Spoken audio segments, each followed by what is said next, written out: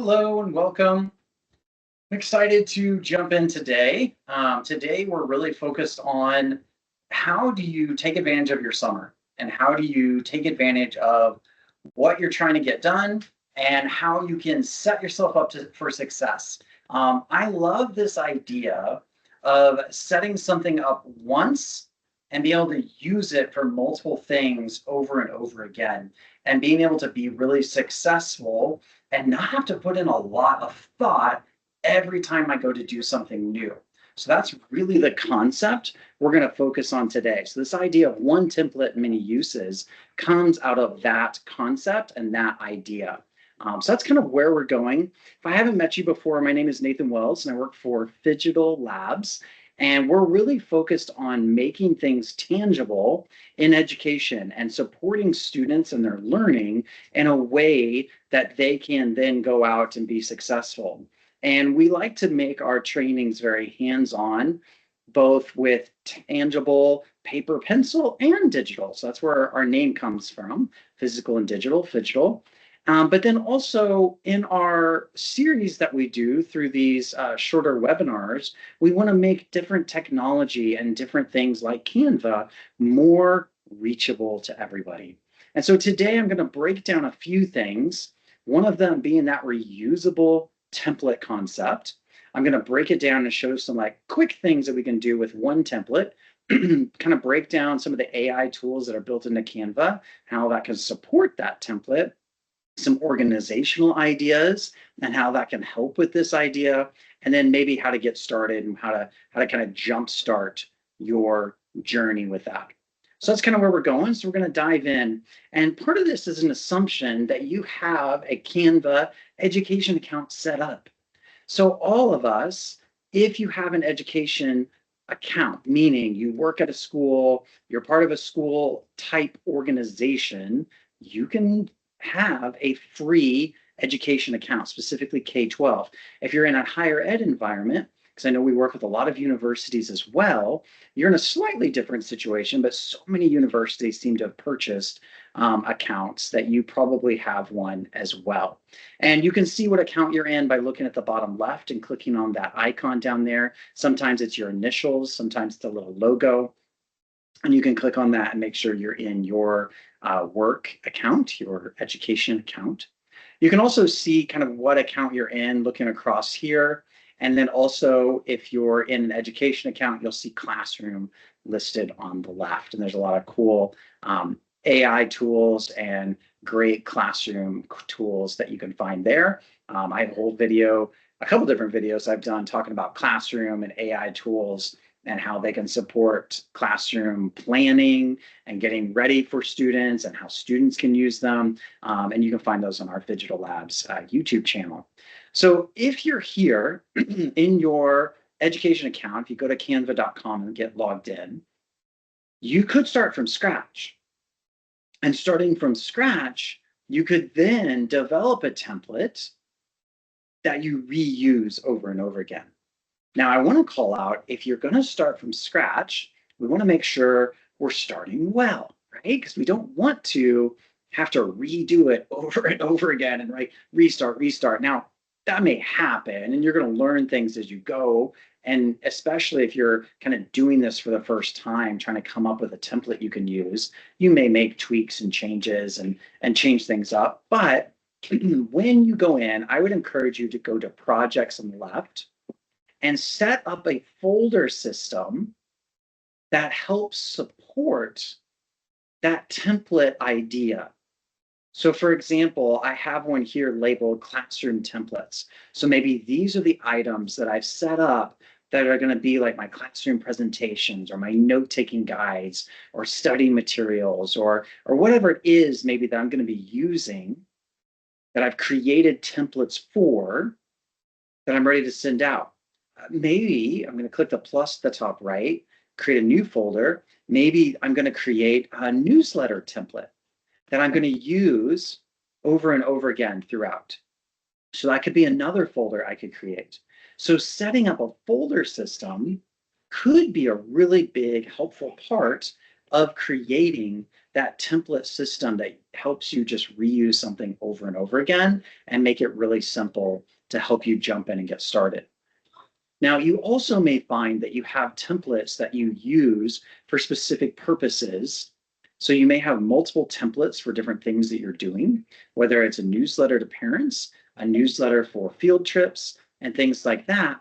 But it also could be things that you're doing like classroom presentations. Maybe you create a template that students are going to use. So it's a template, but it's not a template that you're using. It's one you want to have set up that you're going to share with students. So of course, there could be different reasons, different purposes for those templates as well.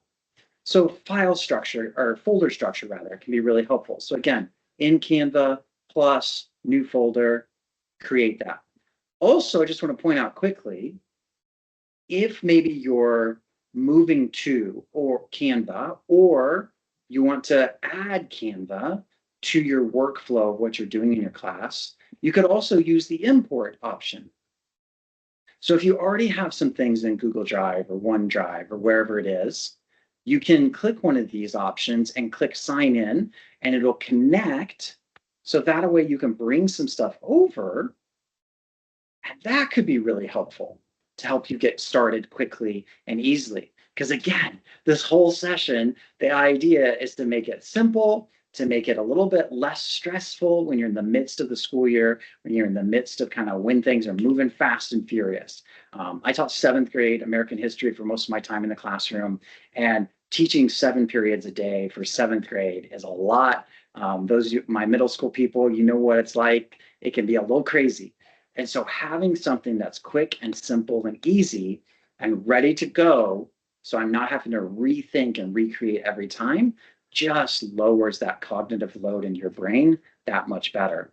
So let's look at a concept here. So one concept that Canva helps us do really well is in a reusable template, think about how it can have a flexible layout, a predictable layout, and something where consistency is easy to replicate. And some ways we can do consistency, there we go.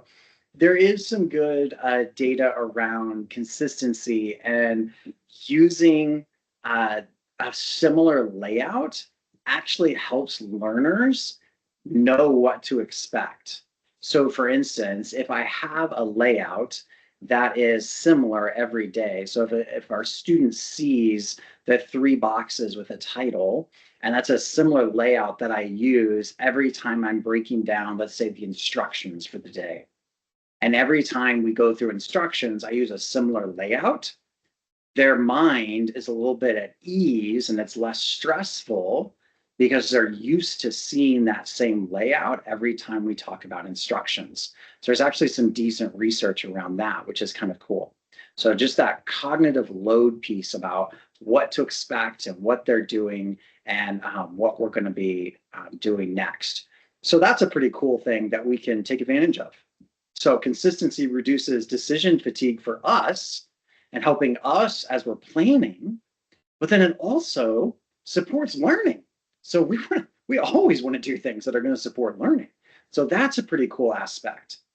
So predictable layout is so helpful for that. Consistency reduces us from having to come up with new ideas and try to figure out a new layout all the time, but also keeping it flexible enough that we can easily drag in other topics, next unit, next lesson, those types of things. So frames and grids, text boxes with space, using a brand kit. And that was something new that was announced in April at Canva's big thing they do every April called Canva Create. One of the things they announced was personal brand kits. Before you had to have, I don't remember the exact terms. I think it was like an enterprise license or something like that. You had to have like a company basically set up to create a brand kit. Now, anybody can create a brand kit. And basically all that means, I'll show you a quick brief in a moment, but it's like, what colors do I want to mostly use? What fonts do I want to consistently use? You don't have to fill it all out, but if those are things that will consistently help you move quicker, and be able to not have to put a lot of thought into it. If it's something you use all the time, put it in the brand kit so it's really easy for you to lock into the next session, the next thing that you're going to be putting in, which is kind of cool. And then yes, yep, Amy said it in the chat, district brand kits are also really helpful. So that way, if you have a district, logos or individual schools sometimes, right? I'm outside of Charlotte, North Carolina is where I'm based. And so working with the Charlotte School District, the individual high schools especially, they have individual brand kits set up for their schools where, this high school has the red and black. This high school has their green and yellow, right? So they have their colors, their logo, their mascots and all of that, which can be really fun. It builds community. It builds some really fun things that they can do as well, which is pretty cool. And then group and lock items. This is especially helpful if we're sharing with students, those of you that have worked in middle school and elementary, especially high school as well, but especially for younger learners, but then also for ourselves. So if I'm going, just to go back to my example, if I'm going in here and I'm consistently using these boxes, well, then let's lock it so I don't accidentally move it and then have to come back to it. I can still edit the text. I can still come in here and type on it, but I don't have to worry about that box jumping around because it's locked in place. So we can do little things like that where we lock the boxes in place, or the background. It always drives me nuts when the background starts moving. And so we can lock those kind of things in place or group a couple things together so it's easier. And again, just take some pressure off so you're not worrying about those things. So those are kind of some quick tips around that. So these were some ideas. I have it in the other one, but you can set up this is a pretty nice, and again, this is out of the template library. I didn't create this from scratch. So I started with a template in the Canva template library, which I'll go back to in a second. And then I've made some changes to make it my own. But one thing I like about this is it's general and generic enough. I could use it for a lot of topics. It has some nice spacing to it. And I could just easily switch some things out. And all of a sudden I'm ready for a new topic, a new unit, the next thing. And it makes it easy. Same, you've already seen this once, but I just have basically 3 columns that looks nice. It's easy to edit and I can move forward. Same concept. Switch out the icons or images, the text, and now I have nice spacing and can move those forward, which can be really helpful. So this can all be really helpful. So you'll see an example here. So I have this screen, and then I can duplicate it and just change out that title text. And then I added an image frame here. If you're not familiar with this, this can also be really handy. So if I go into Elements, you can either search at the top, or if you know about it, you can scroll and click on Frames. And I just want to show this quickly because this makes some things really quick and simple. So I can scroll through frames and find all kinds of interesting frames. I wanted something that kind of had some shape and tilt to it, just so it would stand out a little bit, considering the rest of the design has some tilt to it. So that's why I kind of scrolled around a little bit until I found something that had some interesting shape. Of course, you don't have to do anything specific. You can use a square or rectangle or circle, whatever is most helpful for what you're doing, but you can just notice as I'm scrolling a little bit here to kind of give you some ideas. There's lots of options here, which is kind of cool. If you want to mimic a cell phone or a laptop or whatever it is, there's lots of kind of cool options. Now, and the nice thing about a frame is that you can put any image in it and quickly replace it in and out. That's what I appreciate about adding frames to templates. And again, templates for me, but then as was mentioned in the chat, also templates that we're going to hand off to students. So I mentioned I taught American history, and we're coming up on America's anniversary, so we'll do a little Revolutionary War.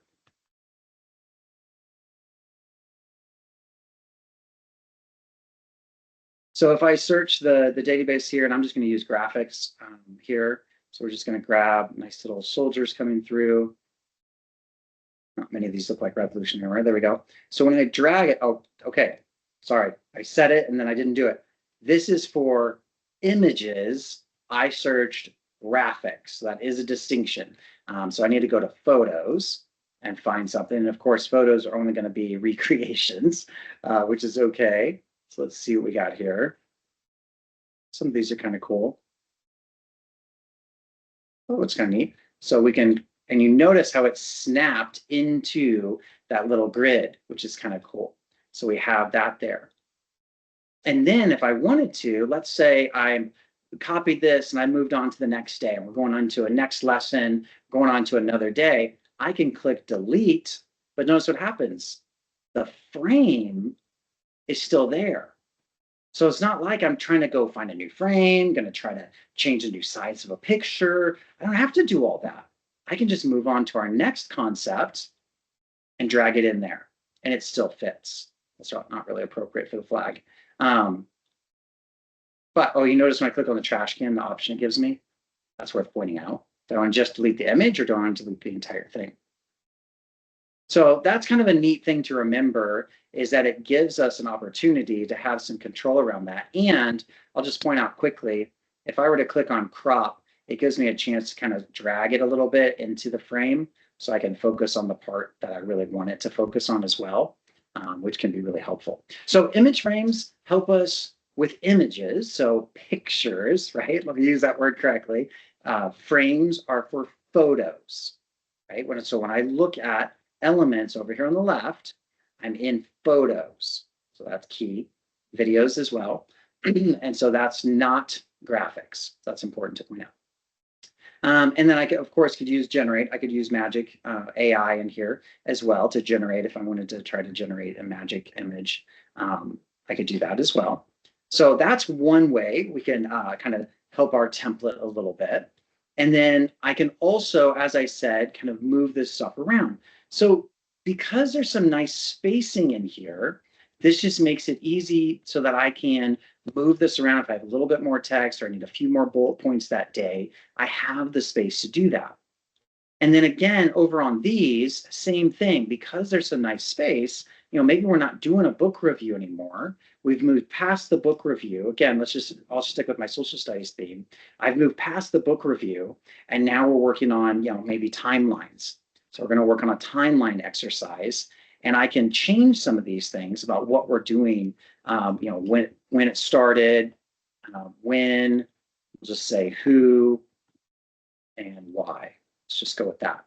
And then let's say I have a lot of bullet points. So I can unlock this now and just maybe make these a little bit bigger if I needed to, right? So I can change some things about this, but keep that same concept. So I'm not starting from scratch. So that's what I really appreciate about some concepts like this that I think can be really helpful and help us save some time there. So some other things here I just like to mention, and again, I talked a little bit about this last time, so I'm not going to stay here long, but 24 point or larger, that was not on that last slide, 24 points, so I would like to make some of that bigger. Choose fonts that are easy to read. Make sure that your headings and it's organized well. Make sure sentences are shorter. Make it easy for students to be able to follow. I'm going to skip through some of this. Make sure the layout is easy to follow and you're leaving that white space and avoiding overcrowding for some things. And then the last thing I wanted to kind of mention just here in the slides before I go back to templates is just what I said before, that cognitive accessibility. Break content into chunks, provide clear instructions, and a predictable layout. So just want to mention that one more time. And I wanted to say, like, in this slide, I have lots of white space, which is really helpful. But let's say, to my example, I wanted to break this into multiple bullet points. And for the, I said when, yeah. So if I wanted to have when, the year, and then I needed to have, the different breakdowns of when it was happening. If I needed to get into more things, guess what the best thing for students is? Duplicate the slide, right?